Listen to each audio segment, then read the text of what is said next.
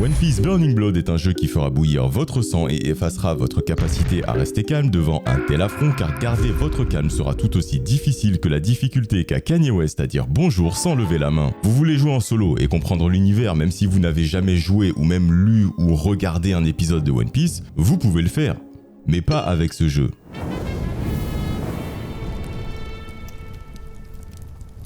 Le mode histoire, c'est 4 campagnes différentes qui racontent exactement la même chose. Et si on regarde bien, le jeu fait exactement comme l'anime qu'il représente.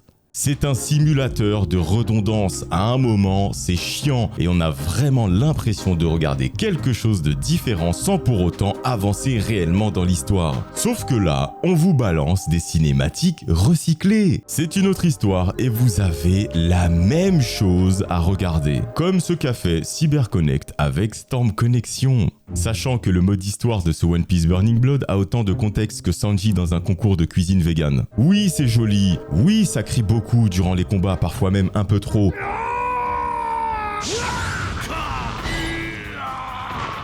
Je pense que l'histoire de ce jeu détient le trophée du jeu ayant une histoire canon mais qui a l'air alternative en même temps, exactement comme les épisodes de One Piece.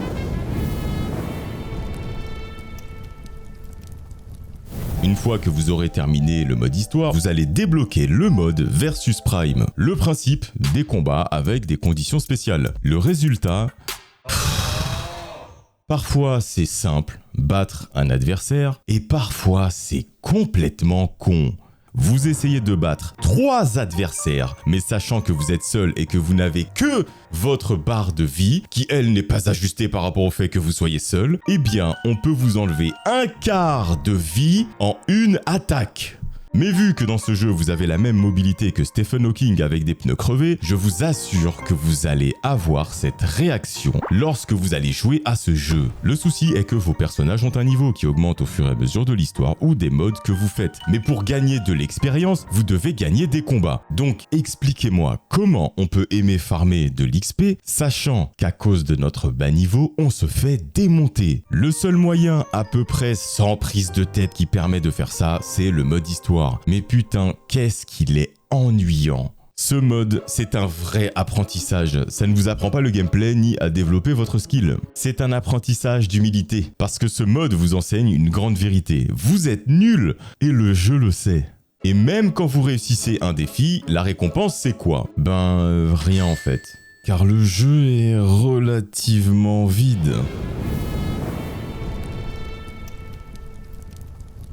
Là, je vais être honnête, le gameplay en Versus est plutôt solide. Un système de 3v3 en temps réel où chaque action peut être punitive. Chaque personnage a son propre style, ses propres mécaniques et ses propres façons de vous faire regretter d'avoir lancé le jeu. Si jamais vous voulez jouer à un jeu où vous appuyez sur tous les boutons de votre manette de manière effrénée et que vous vous excitez dès que ça ne vous convient pas, un peu comme un singe fan de One Piece qui n'accepte pas qu'un autre créateur de contenu donne son avis sur le manga, surtout si celui-ci est différent du sien, ce jeu est fait pour vous. Parce que bourriner ne mène absolument à rien ici. Comme critiquer les gens qui ne sont pas d'accord avec vous. Ça montre juste que soit vous ne savez pas jouer, ou que vous avez un cruel manque de réflexion, ou même d'intelligence. Même si l'intelligence ne se résume pas à ça. Mais dans votre cas... je pense qu'en fait on peut dire que si. Mais bon, crier sur quelqu'un parce qu'il a un avis différent, c'est cohérent avec ce genre de comportement. Mention spéciale aux utilisateurs de Frulogia, qui peuvent ignorer les attaques. Mais rassurez-vous, vous pouvez toucher les utilisateurs de Logia, si jamais votre personnage peut utiliser le haki. En même temps, c'est fidèle à l'animé. Mais c'est totalement injuste si vous décidez de jouer Chopper. Mais en tout cas, ce n'est pas injuste de trouver des prix moins chers sur Games Planet, qui est un site qui répertorie pas mal de jeux, dont des jeux One Piece, que je ne vous recommande absolument pas car les jeux One Piece ne dérogent pas à la règle des très mauvais jeux, surtout concernant la règle des jeux manga qui dit que... je pense que vous la connaissez déjà, surtout si vous avez vu cette vidéo-là. Et bien sur Games Planet, si jamais vous choisissez d'acheter un jeu, j'aurai 5% sur l'achat de ce jeu-là, si jamais vous passez par le lien en description. Et j'ai également pu obtenir pour vous un code concernant le jeu Digimon qui sort prochainement, donc n'hésitez pas à utiliser le lien dans la description qui vous redirigera directement vers la page d'achat du jeu, où vous pourrez entrer le code qui s'affiche juste ici.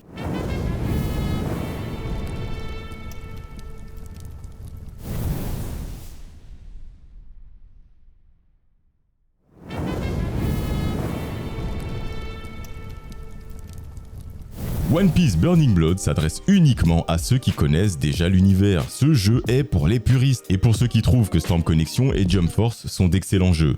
Parce que si vous débarquez sans rien connaître, vous allez juste subir une suite de combats qui n'ont aucun sens et que vous allez devoir refaire jusqu'à 4 fois avec un équilibrage quasi inexistant. Parce que malgré les efforts pour reproduire les pouvoirs de chacun, le jeu vous punit pour avoir choisi le mauvais personnage. Ça me fait mal de l'admettre en tant qu'ex-fan de One Piece, mais j'ai plutôt apprécié les combats sur ce jeu. Surtout à cause des pouvoirs qui sont relativement fidèles au manga de base et confère de bonnes sensations manette en main. Si vous avez le bon personnage, vous pouvez vous amuser. Mais le souci, c'est qu'il y a une méta.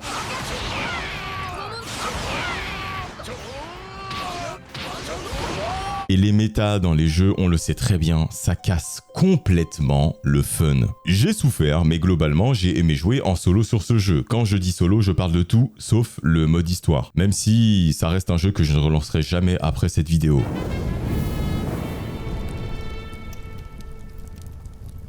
One Piece Burning Blood, c'est un jeu paradoxal, c'est une relation toxique, ce jeu vous casse la gueule mais vous revenez constamment. Il a des idées, il a de l'ambition, il a même du fun sous certaines conditions et visuellement, il est vraiment beau, sachant qu'au moment où il est sorti, il était plus beau que l'anime, ce qui est une honte en soi.